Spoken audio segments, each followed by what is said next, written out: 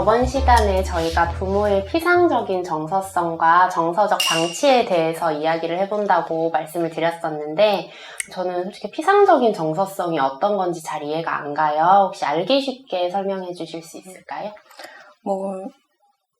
쉽게 얘기하면 감정의 진솔성, 진실성이 없는 것이라고 이해를 하면 조금 너무 단편적으로 얘기 드리는 것 같긴 하지만 그게 훨씬 더 이해가 조금 쉬울 것 같아요. 진솔성이나 진실성이 없는 이유가 이제 여러 가지가 있을 수 있는데 첫 번째는 아예 인식을 못 한다던가 그러니까 거짓말을 하는 게 아니라 자기 본인 스스로도 내 감정이 어떤지 인식하지 못하는 수준일 수도 있고 두 번째는 우리 방어기제 이야기 종종 한 것처럼 의식적으로 알고는 있으나 억압이라는 방어기제를 사용해서 감정을 끊임없이 누르고 있는 상태일 수도 있는 거죠. 결론적으로는 내 감정에 나 자신조차 스스로 거짓을 말하고 있다? 나한테? 라고 생각하면 될 것 같아요. 부모가 피상적인 정서성을 가지고 양육한다고 했을 때 그런 모습은 어떻게 드러나는 거예요? 아이의 울음이나 이런 거를 제대로 케어하지 않는 그런 건가요? 여러 가지, 그러니까 드러나는 양식은 굉장히 다양해요. 예를 들면 아이가 안기거나 앵기는 것을 극도로 싫어하는 부모도 있어요. 그러니까 드러나는 양식은 다 달라요. 또는 울었을 때 유독 신경이 날카로워지는 부모가 있을 수도 있고 또는 아이랑 즐겁게 놀 때는 굉장히 좋다가 본인의 기분이 확 다운되면 아이의 어떤 긍정적인 반응조차도 이제 신경 쓰고 싶지 않다던가 그리고 결국 아이가 원하는 것을 언어적으로 표현했을 때는 잘 귀담아 듣지 않다가 폭발적인 반응을 했을 때만 이제 반응을 보인다던가 또는 이탈된 반응이라 그래서 아이가 하는 이야기에 귀담아 듣지 않다 보니까 포인트를 못 잡는 부모 근데 대다수 그 부모조차 그 부모에게 정서적 거리감 또는 방치를 받았을 가능성이 굉장히 커요. 네, 그러면 부모님께서 물론 나쁜 마음으로 그러신 건 아니었겠지만 혹시 제가 정서적 방치를 당하는 그런 상황은 아니었는지 성인이 되어서 좀 판단할 수 있는 그런 기준들이 있을까요? 가장 큰 특징으로는 공허감을 말씀드릴 수 있을 것 같아요. 뭔가 내가 끊임없이 무언가를 하고 있고 목표를 향해 달려가고 있음에도 뭔가 계속 헛헛한 마음이 들고 있다면 공허감을 느끼고 있다면 그리고 심지어 성취를 이뤘음에도 불구하고 뭔가 채워지지 않는 듯한 부족함 그런 것들을 느끼고 있다면 어렸을 때부터 정서적으로 충분히 채워지는 느낌을 받지 못해서 그런 공허감을 크게 느끼고 있을 수 있음에 대해서 말씀을 드릴 수 있을 것 같고 두 번째로는 이런 관계를 실제로는 맺고 있고 누군가 사랑하는 사람도 있고 친구랑도 어쨌든 원만한 관계를 맺고 있음에도 불구하고 항상 헛헛하고 외롭고 쓸쓸한 느낌을 갖고 있다면 그 사람들과 충분히 감정적으로 교류를 하고 있지 못하다는 이야기죠. 그래서 그런 부분들도 특징으로 나타날 수 있을 것 같아요.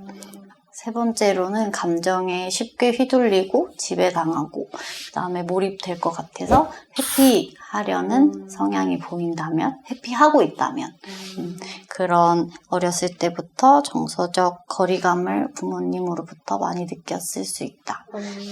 그래서 이제 감정에 대해서 이야기를 할 때면 눈부터 뜨거워지고 눈물이 흐를 것 같다거나 스스로도 아마 감정에 대해서 얘기를 하려고 하면 뭔가 눈물이 날 것 같다거나 그런 감들을 느낄 것 같아요. 네. 그런 얘기를 많이 하죠. 눈부터 뜨거워지고 그러니까 목구멍이 타는 것 같은 느낌이고 이러한 느낌이 오면 이게 감정이 올라오는 거구나라고 스스로 신호라고 생각을 해서 그때부터 이제 다시 억압하기 시작하는데 이제 억압이 안 돼서 감정이 나와버리면 그거에 대한 슬픔도 너무 커요. 이분들은 왜 나는 감정을 이렇게 들켰을까? 다른 사람에게 보였을까?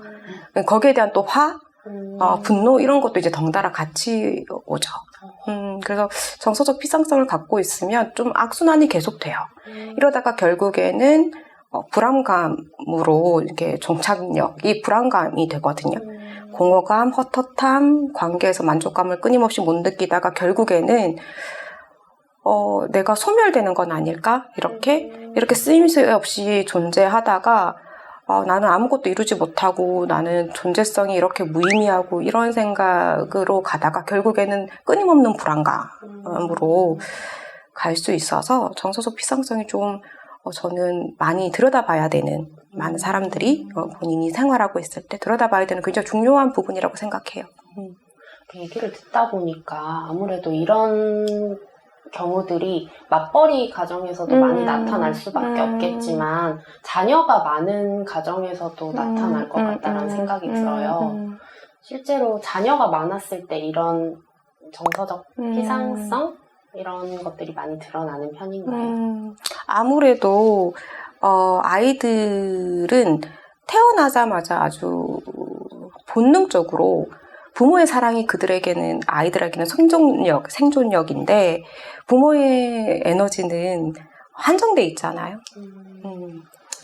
그렇다 보니까 아이 입장에서는 끊임없이 상대적 박탈감을 느낄 수밖에 없어요. 형제 자매가 많으면. 그러니까 상대적 박탈감이 그냥 박탈감보다 훨씬 위험해요. 사람한테 주는 상처가, 트라우마가. 그래서 형제 자매가 많으면 많을수록 부모가 아이를 키우는 것도 힘들고 아이도 부모의 양육에 만족하기도 조금 힘들고 다만 우리가 아동이 느끼는 정서적 거리감, 박탈이 부모가 처음 부모이다 보니까 부모들도 다 그러니까 미숙해서 일어나는 일이라고 봐주는 인식은 좀 필요한 것 같아요. 그러니까 그거를 맞벌이 가정이기 때문에 또는 엄마가 일을 하기 때문에 이렇게 보면 해결되지 않는 문제인 거고, 왜냐하면 엄마나 아빠가 아이를 보는 시간적 양보다 질이 훨씬 더 중요한데 아직도 이제 맞벌이 부부 이런 얘기를 해버리면 이제 양의 중요성이 더 부각돼요. 그러니까 제가 늘 부모님들이 오면 드리는 얘기가 1시간 놀아주는 거, 2시간 놀아주는 게 중요한 게 아니에요. 단 5분 놀아주더라도 아이의 반응에 포커스를 맞추고 아이가 어떤 감정을 느끼는지 부모가 정확하게 알아차리고 그것에 대해서 되돌려주는 게 중요한 거지 시간이 중요한 게 아니에요 라고 얘기를 해요. 대부분 어머님들이 굉장히 소진돼서 오시거든요. 본인은 일도 하면서 아이 양육도 하고 심지어 남편까지 케어하시는 한국의 어머님들 굉장히 많잖아요. 근데 아이는 끊임없이 사인을 보내는 것 같단 말이죠. 불충분의 엄마 사랑이 이렇게 사인을 보내서 어머님들이 상담소를 찾아왔을 때는 굉장히 어머님이 소진이 많이 되어 있을 때가 많아요. 그래서 이런 정서적 방치나 거리감에 있어서 어머니가 일을 하고 있거나 또는 시간적으로 덜 놀아줬거나 이런 포인트로 이제 우리가 가지 말자라는 의미에서도 저희가 정서적 방치, 거리감에 대해서 이야기를 해야 되는 거죠. 그러니까 단 5분을 놀아주더라도 정서적으로 알차게 꽉 찬 느낌으로 아이가 그 상황을 즐길 수만 있다면 시간의 양이 중요한 게 아니다라는 얘기를 드리고 싶어요. 그러니까 부모님, 양부모 다 정서적으로 안정돼 있고 부모가 정서적으로 진솔하고 아동의 정서에 대해서 공감하고 반응만 해줄 수 있다면 아동이 정서적 거리감을 느끼지 않고 자랄 수 있다라는 얘기를 드리고 싶은 거죠.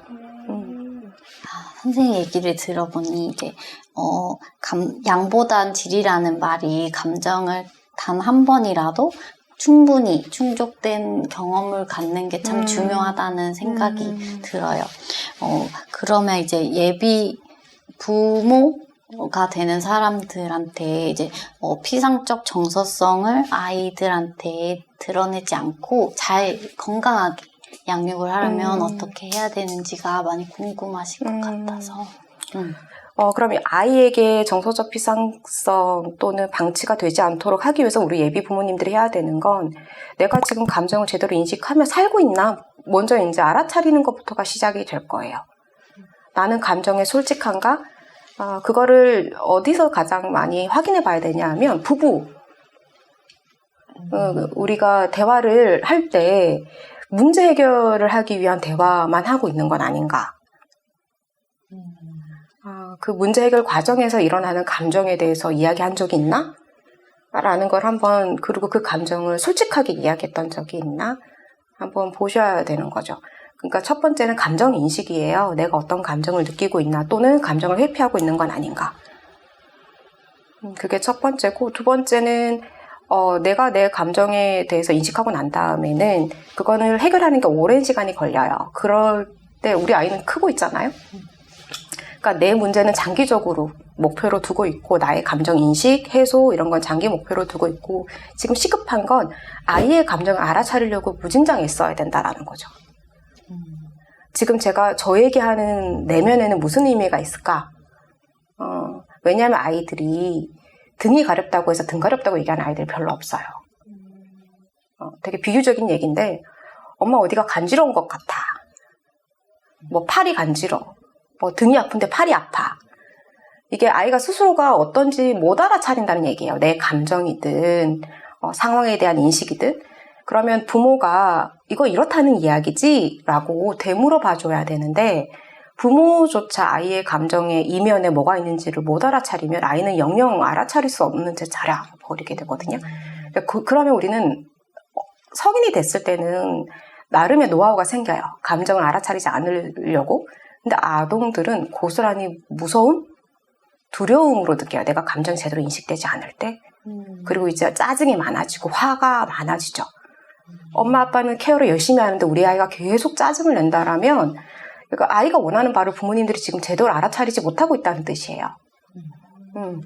그래서 아이가 어떤 감정을 이야기하고 있는지에 조금 촉을 세우고 있어야 돼요.